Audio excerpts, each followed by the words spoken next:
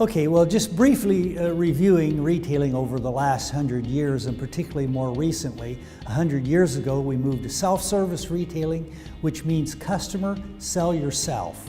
This is what we call unmediated sales, but we're in the process of moving to where we will be mediating sales. The primary reason for this is because the shopper is not terribly efficient. Shoppers are not always able to tell you how they do things and what they're thinking, etc. And many questions are asked they don't have answers for, make them up on the spot. So about a dozen years ago, we moved to observing shoppers.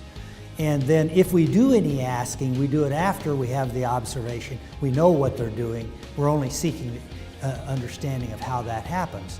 Now, I recommend, and we know that this actually works, a process that we call interstitial sales. As a shopper comes in the store, typical shopper maybe he's going to buy 5 items, A, B, C, D, and E. What we want to do is between them buying A and B, we want to sell them A prime. Between B and C, we'll sell them B prime. To do this, we have to be aware of what they're buying so that we know what to offer them next, where they are, and that process of continually speaking to the shopper as you go through.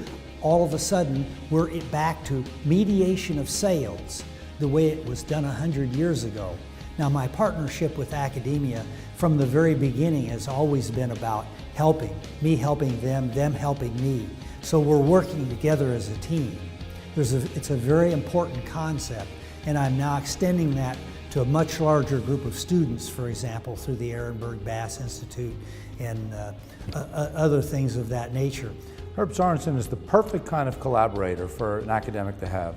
Part of it is that he has academic training himself, having a PhD, but more than the credentials, he's a genuinely curious person. He likes to learn, he likes to explore, he likes to take different ideas and see ways that they can be jammed together to come up with something even better than each of the ideas as a whole.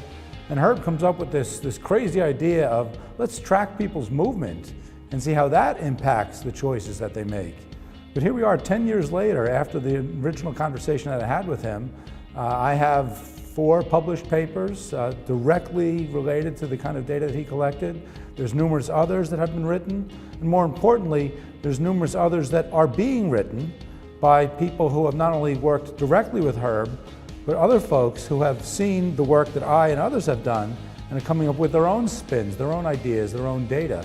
So he's going to have a real lasting impact in that regard. The future of retailing really is to be able to track the path to purchase, knowing how consumers search, what consumers are thinking about and considering in their purchasing decision process, and be able to link that behavior across the different touch points that companies have with consumers.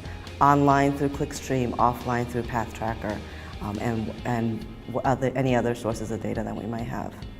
The idea of tracking shopper movement and tying it up with other kinds of behaviors, no one was thinking about it at the time, and now today it's a red hot topic. Everybody is thinking about how different kinds of technologies, whether it's Wi-Fi, whether it's mobile, whether it's heat sensing, we're all aware of geo-targeting, who's doing what at what time and in what place.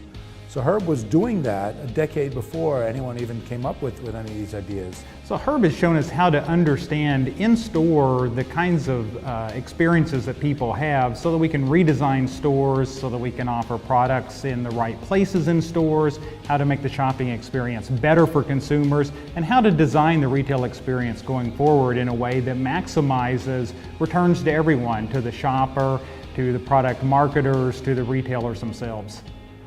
And I've thought about this a lot for a long time, what to tell young people. I can tell you that the potential in the retail industry is humongous. I mean, this is a $14 trillion global industry. The intellectual capital invested in the industry is minuscule compared to any other comparable industry. Because I can tell a young person, you can predict where you'll be 5 years from now by 2 things. The people you're associating with and the books you read. And if the people you're associating with are going nowhere, you're going nowhere. If the books you read are not going anywhere, you're not going anywhere. So this basically will define where you're going. Quite impossible to presume to tell somebody where 5 years from now or 10 years from now, where or what they should be doing. But I can tell you, pick carefully the people you associate with and use equal care in picking the books you read. Herb Sorensen is a pioneer in developing observational research techniques that advance the science of retailing. His many contributions include inventing and patenting Path Tracker, a second-by-second method of studying shopper behavior in stores. In 2004, Fast Company magazine named Herb one of its top 50 innovators. From 1979 to 2009, Sorensen Associates grew at an annualized rate of 30%, driven by a focus on the basics of personal selling, both to clients and to their customers, the shoppers in stores. Globalization of Herb's work expanded when he sold his company to TNS and published Inside the Mind of the Shopper, and through his affiliation with the Ehrenberg Bass Institute as an adjunct senior research fellow. Herb's research and views over the past decade have been published in the AMA's Marketing Research magazine, the Journal of Advertising Research, and his blog at shopperscientist.com.